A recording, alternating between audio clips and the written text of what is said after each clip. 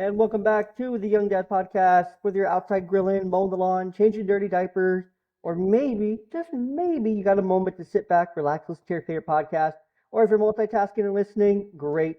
Whatever you're at, wherever you're doing, thank you for listening. Thank you for tuning in. Super excited to have you today. And we are diving into a great story today of resilience, mental health, and unyielding spirit it takes to keep moving forward in the face of adversity. We've all been there. We've all been through different phases of adversity, but overcoming it, coming on the other side is just always amazing to talk about. So joining me today is Tyler, rugby player, coach, author of the Maniac with No Knees, a memoir that chronicles his journey with bipolar I disorder. A little bit more about Tyler. So just in depth, he is a rugby player, like I said, coach, cybersecurity salesman, cryptocurrency entrepreneur, stonemason, a painter and writer from Columbia, Connecticut. So an East Coaster, joining myself, a West Coaster. So we're coast to coast for this one. Tyler suffers from bipolar I disorder, and his rugby career has been marred by the very rare and traumatic ruptured patellar tendon. Not just once, but twice. He's an avid reader and writer, and his first book, The Maniac with No Knees, is an exciting and introspective memoir that dives deep into the severity of his mental illness. When healthy, Tyler plays rugby for the Hartford Wanderers Rugby Club and hangs out with his Bernedoodle dog, Betsy. So, Tyler, welcome to the show. Super excited to have you today, man.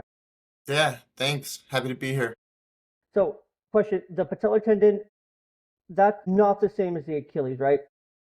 No, the patellar tendon is when your knee goes into your quad. Oh. So basically, your knee's held in place by rubber bands, we'll call them. When the rubber bands snap, your knee goes up. It happens once for every 147,000 human years, and it's happened to me twice. You lived a lot of life in a short time then, apparently. Yeah, yeah. Well, did it happen in the same knee twice then? Different knee. I've done both No knees. way. Yeah, if you talk to like an orthopedic surgeon, most of them have never met someone with two ruptured patellar tendons. I've met one that met someone else. He did them both at the same time. I'm lucky that I didn't do that. They were 8 years apart. If I had done them both at the same time, I don't know what I would have done. It's hard enough with just one completely immobile leg. Yeah, so with that injury, what the heck happened with it? Like how do you recover? Obviously, it's surgery, Yeah. right? I'm trying to look up NFL players who have had this injury. I'm looking it up. I try to Jimmy remember. Graham, Yes, I remember that. David Tyree. Yeah. Yeah, Victor only a Cruz. couple. I think I'm trying to think of the basketball player that did it a few years ago in the playoffs. Victor Oladipo. Yeah, that was Depot's injury.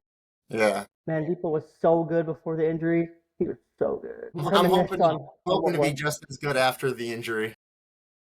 Well, he wasn't the same after the injury. So do you feel like for yourself you just like weren't the same after the injury? Like has your rugby So career like suffered from the two injuries or so this is where it kind of gets into my story because okay. before the first ruptured patellar tendon happened, I had high ambitions for my rugby career. I played fly half, which is kind of like the quarterback. You're in charge of the offense, the passing, the kicking, all of that. I won several collegiate championships. I made all these all-star teams. I got picked for, a premier team which had US national team guys on it and people from, national teams of Fiji, South Africa, you name it. So I had you know, professional rugby on my mind. But when the first rupture patellar tendon happened, I lost my mind. That was the first time my bipolar one became onset. So I went manic. I quit rugby, threw away everything I had to do with rugby, quit a six-figure job. I was broken up with by a girlfriend, and I moved to Idaho, where I kind of traveled across the country and almost died in the Grand Canyon and got into all this other stuff. And I didn't play rugby again for 4.5 years. And then, I tried to commit suicide. And a week later, well, what happened was I put a rope around my neck and I tightened it and I looked outside and the sun kind of parted and the sun came out and I realized that my friend was getting married the next day, so I was like, I'll stick around a little longer. The next week I get invited to a rugby birthday party and I hadn't seen these guys in years. These were all my old friends. I was their captain, who they looked up to, who had all this confidence back in college. And here I was, coming off of a suicide attempt, and I hadn't worked in a year. And so I didn't want to go to this party at all. Like, I was so ashamed of myself, but I forced myself to. And, the guys tossed me the rugby ball, and I touched it for the first time in years. And like all that competitiveness, all that passion, all that pride comes back. And they invited me to an exhibition match the following week. And I was like, all right, I'll go watch my college friends. It's not a big formal match, so it's not like there's going to be a ton of people there. So I went, and as it turned out, my old college coach was then the men's club coach for the Hartford Wanderers. And I'm sitting there with his wife, who in college gave me all this confidence. Hmm. And when an injury happened late in the game, she encouraged me to go on the field. I talked to the coach.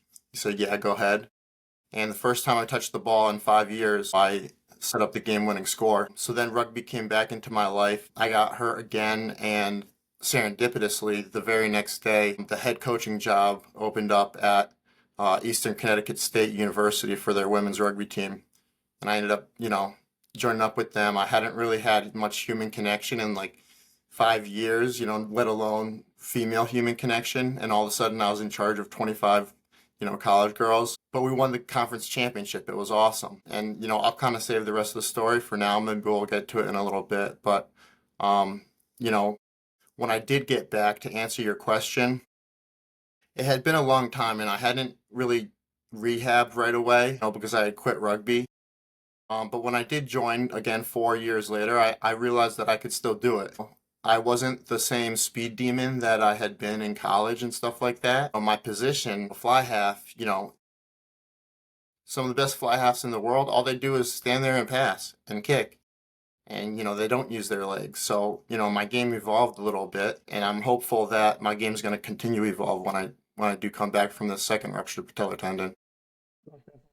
That makes sense. So that first patellar tendon happened, then the onset of the bipolar came in, manic disorder came in, and so you were also playing rugby and you were also working at the same time, as I would assume most rugby players do. I've met a couple and I've talked to a chiropractor. She's married to another rugby player. She's married to a rugby player, not another rugby player, but a rugby player. And they both worked their jobs. And there was a chiropractor that she trained with and was like taught by and whatnot that was also playing rugby at the same time with her husband. And so, yeah, you rugby dudes, you guys are successful. I don't know if it's the maybe because you guys hit each other and don't hit each other in the head as much, and you just go for each other's bodies, or maybe you guys are just really just smart dudes. I don't know. Whatever you guys do, you guys are I think successful. I think it's a couple things. I think you have to work really hard. You have to just, that muscle and fitness is your protective armor. Hmm. And so you grind. On top of that, rugby has 15 players on the field at once, which means it's the biggest team sport as far as I know, that there is, which means you have to be really good at communication. You have to be really good at, forming relationships, and you have to be willing to put your body on the line for other people. And I think those skills translate to the real world pretty well. Yeah. Well, being able to communicate, that's a huge one, right? So being able to communicate with multiple other people in real time about the same common thing. So being able to share a common goal, communicate in real time, really, concentrate on yourself and grind and to work incredibly hard because like, well, if I don't have the muscle, I'm going to get absolutely obliterated. I could never play rugby. I'm way too small. I have enough body fat to play maybe, but not enough muscle. I would get obliterated. First play, I'm gone. It's I'm not for out for the, everyone. I'm retired after that one play. Give me hit one time. I'm not doing that again. But no, those are all skills that definitely translate today. So going back here, rupture of the patellis, job happened, onset. How did you know you were going manic? What kind of things how did you realize like there's something off? I'm really just down and going off the deep end here. You do not know you are manic when you are manic. You do not know you are crazy when you are crazy. You are righteous. You do not care what other people think. Your mind works really fast. You are really creative. You can be very productive, but eventually you do something really, really stupid. And when that stupid thing happens and you come out of that mania, it can be really confusing. It can be really hard. You can put yourself in places where you wake up from that mania and you're just like, I ruined everything. And for me, like, I was so confused and I had to run away from it. I had embarrassed myself, and that's why I moved out to, Idaho, and just started, finding distractions for months and months, just anything to keep me away from wondering what the heck happened. Once my bipolar was identified, then it's a lot easier for people in your life to tell you, Tyler, I think you're manic. You might have to go to the hospital or something like that. And that's kind of what happened. I'll tell you this quick story about the good part of mania.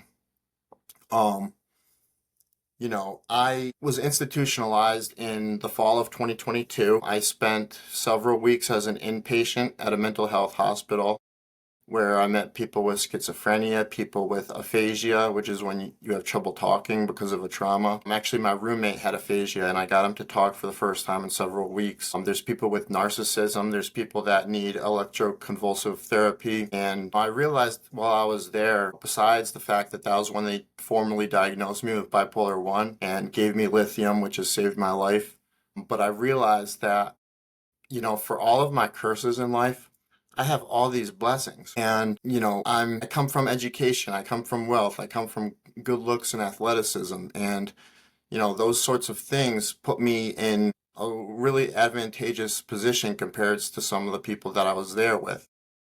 They're never going to have the capabilities to tell their story because they're going to be ashamed of themselves, and they probably don't have the education to write about it. But I didn't really think about that much at first. I spent 2023, working hard to get back on the rugby field, and I got a job at the largest cybersecurity manufacturer in the world. And when I ruptured my patellar tendon for the second time, in spring 2024, my parents know that I am a substance abuser, so they withheld my painkillers. And so I was awake for 3 straight nights, shitting on myself and stuff like that. But what happened with that mania was, I knew, I thought that that was going to be my year as far as rugby and as far as work goes. I thought everyone would finally know who I was on the rugby field. And, when that happened, I was like, what do I do now? And I was like, well, my story is crazy. I have all these friends, they don't know anything about me. And so I opened the notes app and I just started frantically typing about my life on Instagram. And, then I went to the hospital. I had to get carried out of my house by 6 people. That's, how bad my leg was and stuff like that. And when I got out of the hospital, I had all this like reactions from my friends and family, like, this is incredible, Tyler, like you need to write a book. And so my book actually happened because I had gone manic, which is crazy. Yeah. No, that's impressive nonetheless, and that perspective that you carried through it all is nonetheless impressive. Being able to recognize all the things that you did come from, all the blessings that you do have along the way, to kind of keep hopeful and stay hopeful along the way. But while you were in that mania the very first time, you were just injured. So you were just injured or recovering from the first injury, the first surgery, I assume. Yeah. Okay. So you're recovering. What was the sequence of events, or was it like you? Because ultimately everything led to Idaho, right? Quitting your job, losing the girlfriend. Well, yeah, not exactly. I quit rugby right away. Like that was like fuck. I was like, okay, like I need to figure something out my knees and my quad. I just kind of part of me knew that all of the high aspirations I had for the sport, may as well have gone away with that injury. And that wasn't true. I could have came back and done something, but at the time it just didn't seem possible to me. I was getting taken care of my girlfriend, taken care of by my girlfriend, and she was changing my socks one day because I couldn't reach my legs because it was straight, and she found blood clots. My the lower half of my leg was just huge. It was enormous, and I snapped. I just completely snapped, and our relationship was never the same after that. She broke up with me, and that's when I went out to Idaho. I still had kept my job at that point, and we worked together. Me and her worked together, and so it was pretty difficult to maintain that communication. And I was 24 and I was making like $150,000 a year. It was a dream job. But after 2 weeks in Idaho, I was like, I need to stay out here longer, and I need to just worry about myself and do something crazy for the first time in my life. And that's kind of what I did. I was just looking for those distractions. And I think, once I settled down, I moved into a farmhouse in Connecticut. Um, got a job where I was making like $250,000 and got into all this stuff. Like our farmhouse was awesome. We had an indoor pool, we had a volleyball court with lights, all these different amenities. But there was our barn in the back let other people keep their horses and stuff in the stables. Like they leased the stables to other people. And one of the couples that kind of owned most of the animals, there was this guy, he was basically a cowboy from Oklahoma. And the first time I met him, he knocks on our door at 8 in the morning. He asks if we have any, you know, soda or anything to pair with his whiskey. And then he goes, "Can I show you guys my guns?" And he ends up stealing from us about 12 or 13 times: money, weed, alcohol, BB guns, paintings, anything. Then he ends up having this little puppy, and he asks me if I can watch his puppy. And, so he keeps the puppy in my backyard so that he has closer accessibility to our house, and keeps stealing from us. And then one day, his girlfriend knocks on my door, and she's crying, and the guy stole her car, her horses, her phone, her keys, her wallet, and he hid all of that stuff. And so we got involved with the cops, and the whole time I'm kind of looking at this guy, and I know that I'm crazy by this point, but I'm not like him. I would never endanger other people. But it was it was like looking at a distorted image of yourself in the mirror of, oh my God, this could really get that bad. And it took some time, but it eventually did. I moved to Boston, and I got really paranoid there. And, I thought the Boston Mafia, someone stole my car. I thought it was the Boston Mafia. And I was looking out my windows every day. I was shutting off the Amazon Echo because I thought they were listening to my business deals and stuff like that. And I realized I had to move home. And I moved home, and I quit my job, and I spent a year just reading 300 pages of literature every single day, all types of genre. I read Infinite Jest in under 3 weeks. And then at the end of that, that was when, for the first time, I attempted suicide. And then all the things started coming after that. Then that's when the wedding, and then the rugby exhibition, and then the coaching, and then everything kind of Yeah. got back to then. Well, can I tell you what happened from there? Yeah, what happened from there? Because I'm curious when the inpatient stay came along the way here. Exactly. We're missing about 10 months. So I Okay. coached the Eastern women's rugby team. We won that championship.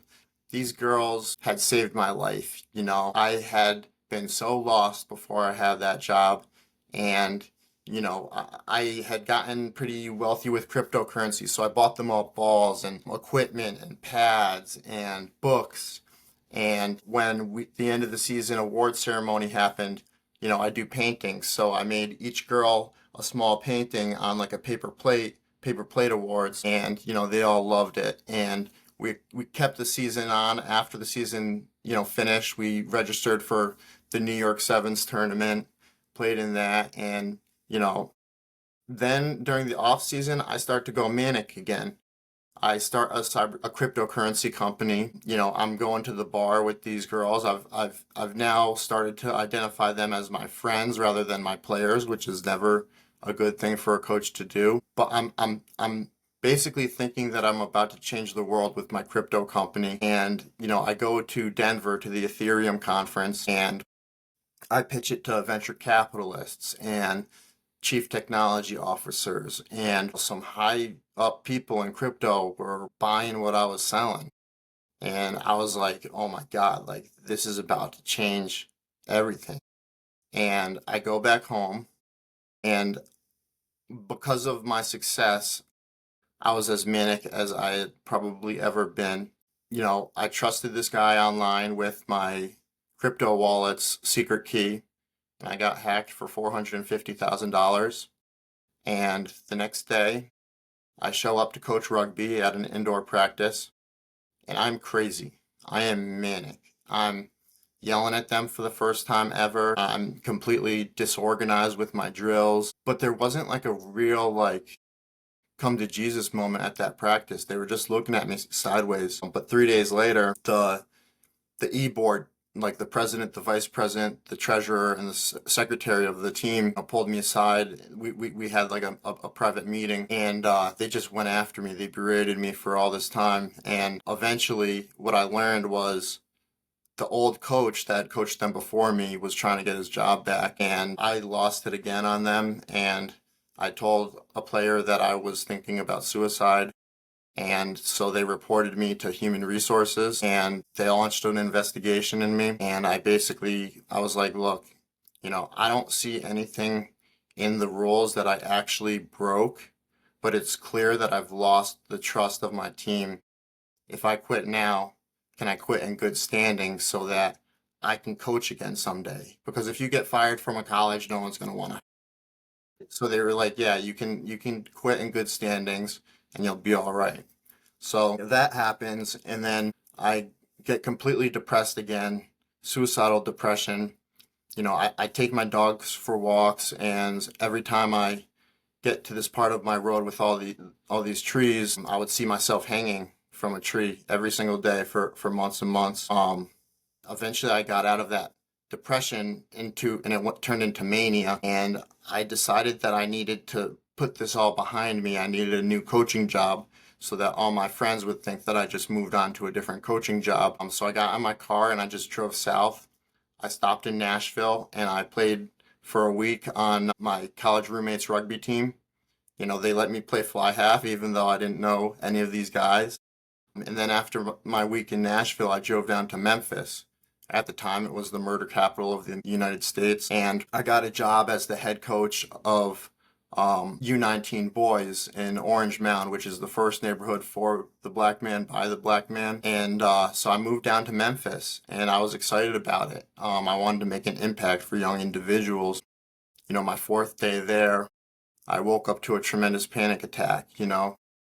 I was still really suffering, and I didn't have a support network at all. So, I had gotten 90 days worth of prescriptions from my psychiatrist, to kind of help me while I was figuring out where to get my prescriptions from down in Tennessee. And I just started gobbling these pills, like gobbling dozens, dozens, dozens. And I tried to drive home to Connecticut. I was like, something's happening. I have to drive home. And so I got in my car, but I shouldn't have even been driving in a parking lot. I got to Knoxville and I'm sweating like crazy. And I end up just flying home, and I spend the next 3 nights in the hospital with severe serotonin syndrome. It could have been really bad. And, after that, I was completely lost, and, I didn't know where to go from there. I was just really suicidal. And, eventually my psychiatrist gave me some coaching tips. He said, this is how you're going to get into the mental hospital. So I went to the Hartford Hospital ER, and I just said, look, all I want to do is kill myself. It's all I think about. I've tried it before and I'm going to try it again. And they kept me in what they called the purple wing, which it was a crazy place, like schizophrenics and everywhere, drug addicts everywhere, homeless people everywhere, just nonstop chaos, like people fighting, people screaming, people doing everything they can to make you uncomfortable. And I have this little bed, and there's a curtain that wraps around it, but they had to keep my curtain open because I was suicidal. And so eventually, after like 3 or 4 days, they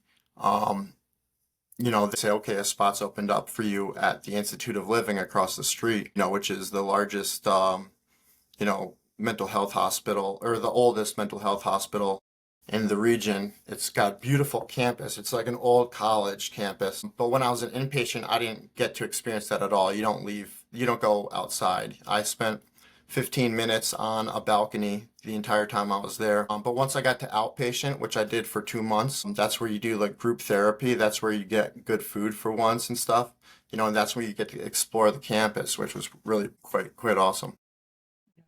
No, that sounds, as far as I know, my knowledge of like these old mental institutions and whatnot, these inpatient hospitals as they're called now, or these inpatient facilities, clinics, whatever you want to call them, they are really nice looking. They are like these old timey college campuses. Most of them are shut down, so I mean, talk about being able to be in the right place to be able to get that assistance. Because the closest one to where I live, like regionally, it's still like 2.5 hours away. And it's really small, very limited space, really hard to get in.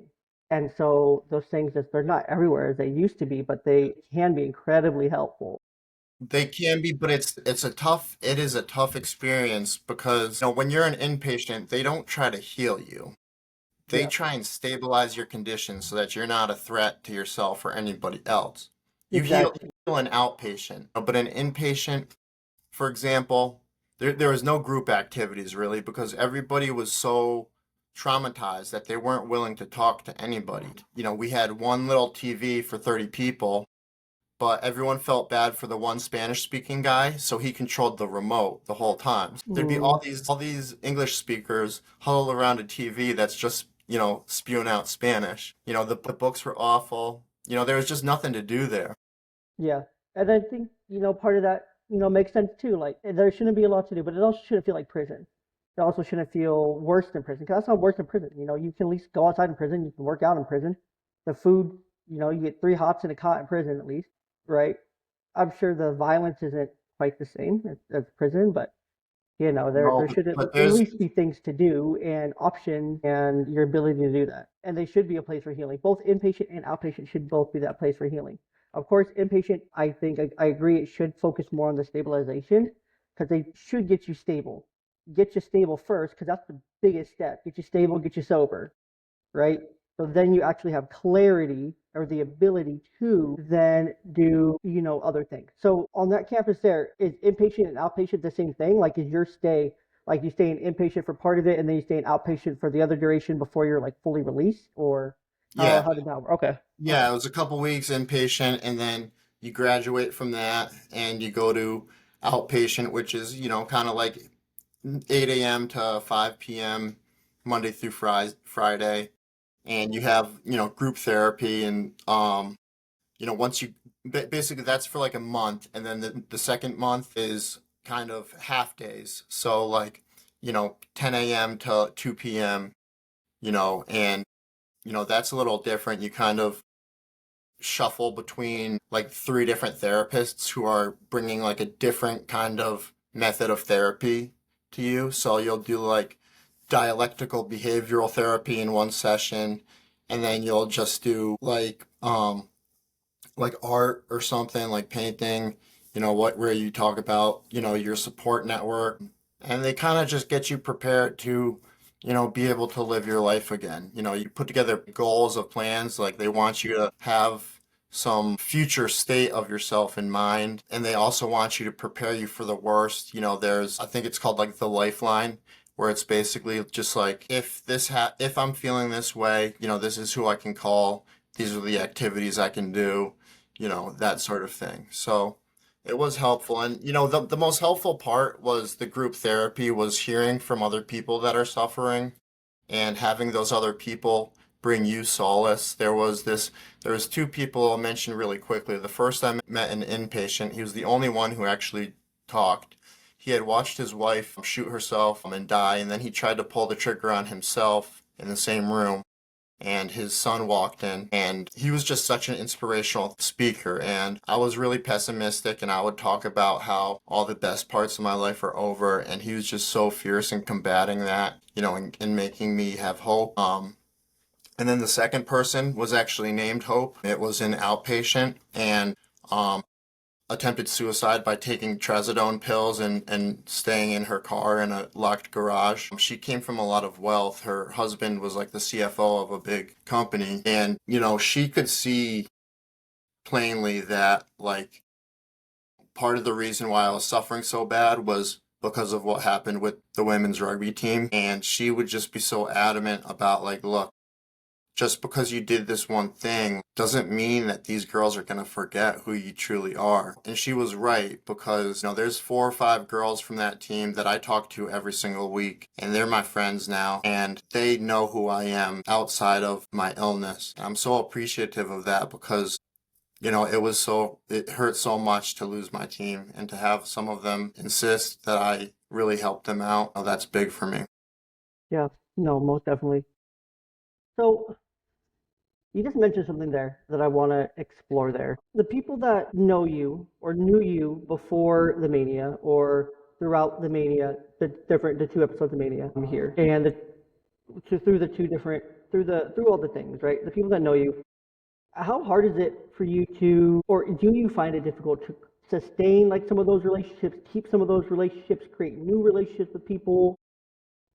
How are the relationships just overall like in your life that you have currently through all that? Right now, I have the best support network. I have the best friends that I've had in my entire life. And it's because I wrote this book, and it's because I've been sharing so much on Instagram, and it's because my friends finally know who I am and they know what I've suffered through. And I've had, old friends that I haven't talked to in 15 years call me and say, I'm bipolar too. I want to hear what worked for you.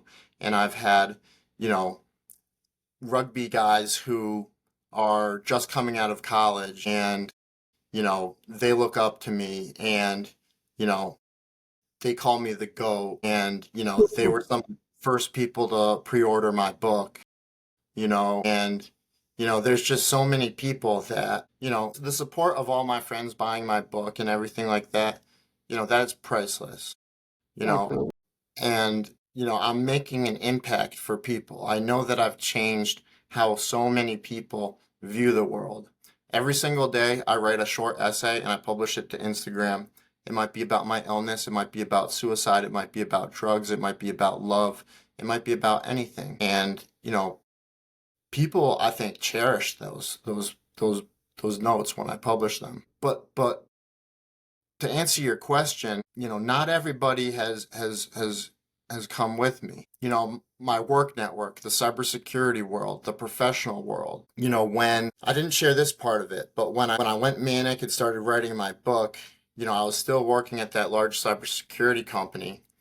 And while I was manic, I sent the wrong email to the wrong person, and I was fired as a result. And I completely lost it on LinkedIn because I was manic. And I just told the world, I said, look, I'm a bipolar kid who's got a ruptured patellar tendon right now. I have medical bills that are through the roof.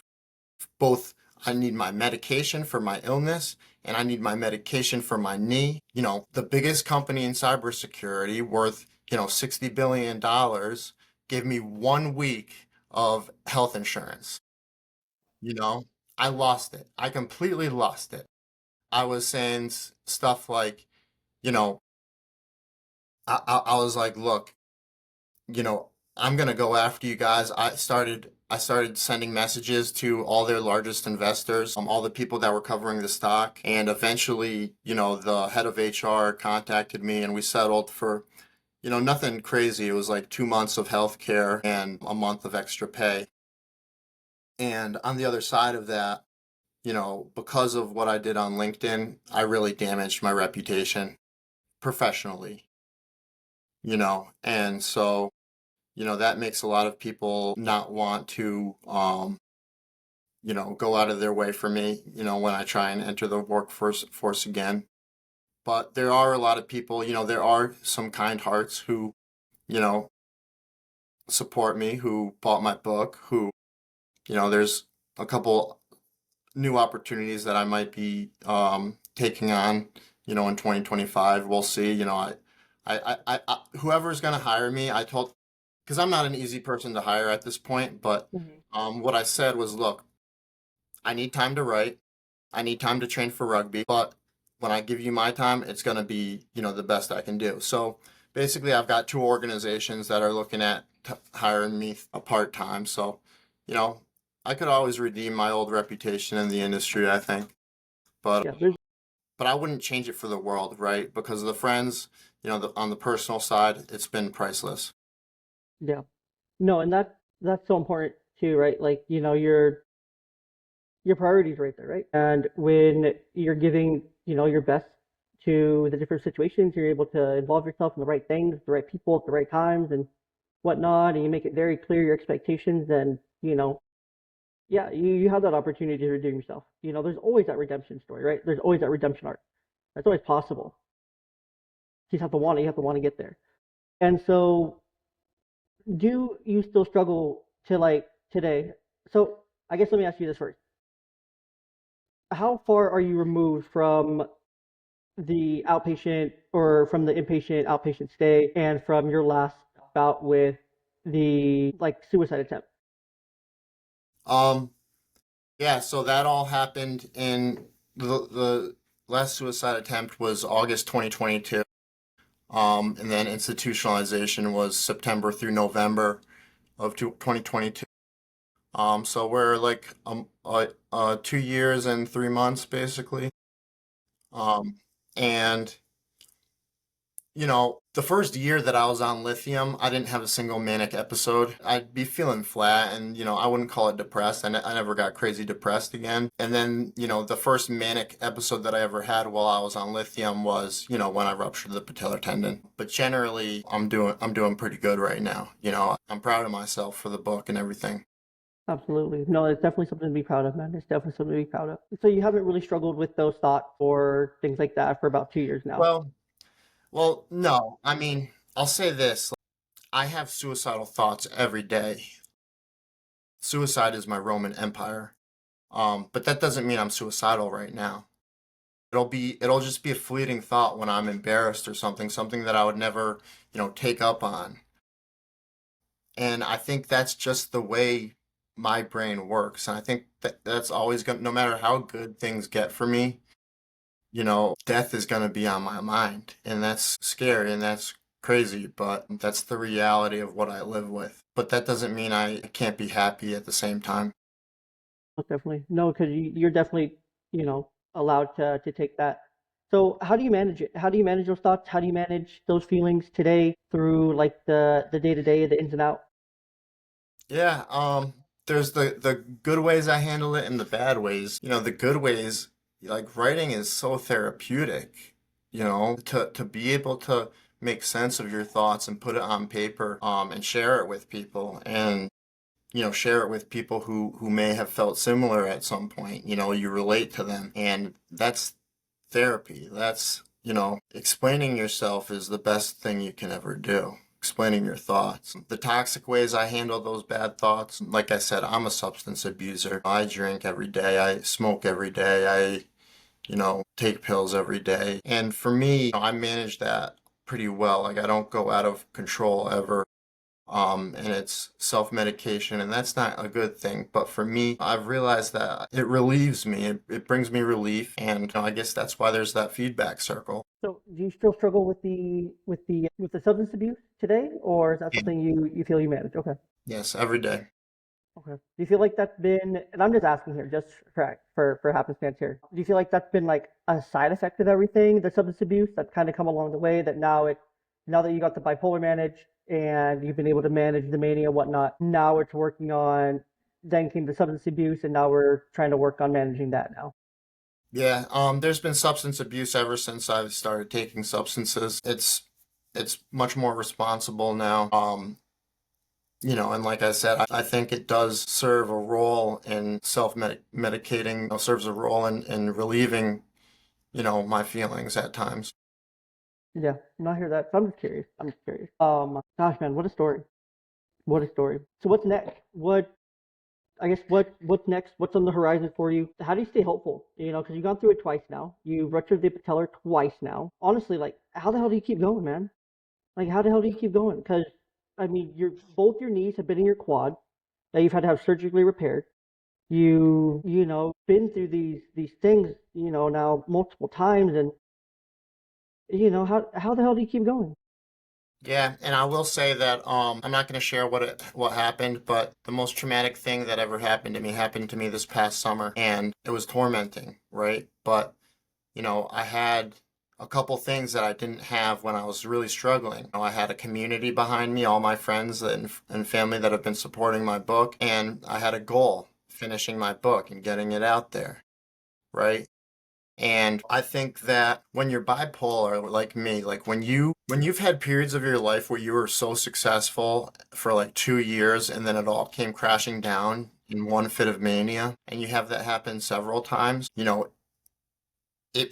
it makes you a better person, and it makes you appreciate your sanity when you have it, and it makes you want to say, I don't know how much longer this is going to last, but I'm going to grind. I'm going to get up and I'm going to work and I'm going to do everything I can because I don't know when this is going to end. I don't know when I'm going to lose my mind again, you know?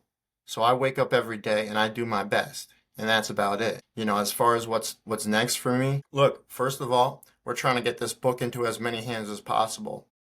I think that my book can make an impact for one person who's suicidal, or for masses of people who need to learn more about mental health. I think my book can, change the way we look at these things as taboo, or, change how, someone who has undiagnosed bipolar reacts to their life, right? Because that's the shitty part about bipolar, is it doesn't manifest until your mid-20s. So most Yeah, people just think that's their own behavior and that's the way they are. And so my book helps people realize, like, wow, this might be something else. yeah, Beyond that, I think that I'm writing every day. I'm working on my second book, which is just a collection of short essays around, it's called Postcards from the Edge. It's a nod to Carrie Fisher, who wrote a book by the same title. And, those short essays are, they're about suicide and illness and life, basically. And so I'm working on that. I've got this one idea because, look, books aren't going to make you rich unless you go completely viral. yep, But I found an idea that I think, the world needs, and I call it extended obituaries. So instead of just having, the who, the what they did in their life, who they loved, where they lived, I interview 5 or 6 different family members and friends and get the life story down so that you have something to pass down to your grandkid, who's only 5 now, but when he grows up, he's going to want to know who grandpa was, right? yeah. Our best stories are forgotten with the dead. And so I'm trying to partner with funeral homes and families of the deceased to put together something a little bit more robust than an obituary. And we're excited about it. I'm working on my first one now. Besides that, I'm training every day to get back on the rugby field. I'm looking forward to summer when I'm going to be able to play again. Yeah, besides that, I don't know. Like I said, I might be doing some cybersecurity stuff. We'll see. But I'm really hopeful about the future now, which is not where I've always been. No, that's amazing. No, that's an important place to get to. I think that's really cool. All the things going on for you. So the goal right now, as I'm hearing, is to get back on the field, not back on the sideline, but on the field, not on Yeah, the sideline. At least for right now, is right. coaching something you want to do again in the future? Absolutely. Okay, very cool. And I did want to just touch on like the bipolar disorder things here. If people are struggling with it, I myself, I am a mental health professional, so I do just want to. This isn't medical advice, this isn't mental health advice or anything, but I just want to help people be aware of bipolar disorder because I think it's something very confusing for a lot of people. Like you mentioned specifically bipolar one. Some people will hear that and be like, "Well, I thought there only was one bipolar." No, bipolar is a spectrum disorder or a scale disorder, however you want to say that. They're different, interchangeable, but there's 4 different types of bipolar. There's bipolar 1, which is what we've talked about today, which people have experienced one or more episode of mania and depression, and things like that. That's bipolar 1. Bipolar 2 disorder is a subset of bipolar disorder in which people experience depressive episodes, shifting back and forth with manic episodes, but never a full quote unquote manic episode. And then there's cyclothemic disorder or cyclothemia, is a chronically unstable mood state in which people experience hypomania and mild depression for at least 2 years. People with cyclothemia may have brief periods of normal mood, but these periods last less than 8 weeks. And so something I personally struggled with is that one myself. I don't think I've ever shared this on the podcast, but bipolar runs in my family. My grandfather had bipolar. My biological mother has bipolar. I have the cyclothemic disorder, cyclothemia myself. So something here. And then there's a fourth type, which is bipolar disorder, other unspecified and unspecified. So there's like an unspecified one where it doesn't meet the criteria for 1, 2, or cyclothemia, but there's still experiences of that clinically significant abnormal or mood elevation. So it's a range, right? There's a range here. So I just want people to be aware that there are different types of bipolar. So it's definitely worth the evaluation. If you heard recently on the podcast, I've had a lot of really interesting discussions on mental health and whatnot. So it's definitely worth taking all those into consideration. I would go back and listen to the recent episode with Fred Moss, which I think is the 1 or 2 episodes right before this one on your pod feed. So go and check that out. Once this one comes out, it'll be March when this one comes out, maybe April. So, but yeah, just wanted to plug that there as well. Let's see, we have a couple more minutes here. Let's end with something lighthearted because this has been a very heavy conversation, I'm sure, for the listeners. So let's bring some lighthearted fun back into this one, shall we? What's like the craziest or most memorable moment? What's one of your craziest or most memorable moments from your rugby career? I'll give you two. The first was when I was a junior. We had a good team. We won a conference championship, and we were slated to go up and play the number 3 team in the country for a chance to go to Denver for the Final Four. And New England College is the school. They're a really great rugby school. They had scholarship guys from Asia, from Europe, from South America. And it was a real like David versus Goliath story. We were just a bunch of public school kids. Most of us hadn't even played rugby in high school. And we go there, and the first play of the game, I pick off a pass from their fly half to their outside center, and I run about 60 meters and score a try. And then the second, we won the kickoff straight from there. And, I popped a kick up in the air. My teammate caught it, ran all the way there and scored, and we almost beat the number 3 team in the country, but we fell short. But the following spring, I had the game of my career, which was in the Connecticut Cup Championship. We basically, all the Connecticut colleges played in like a bracket style tournament. We had UConn first round, the largest school in the state, the only school that played Division I rugby, and we crushed them. Then we beat another team in the next round, and we end up playing Southern Connecticut State University in the championship. And we invited everyone we knew. We told our friends that Snoop Dogg was playing at halftime. I had my crush on the volleyball team come and bring her whole team. Of course. You gotta keep it covered up.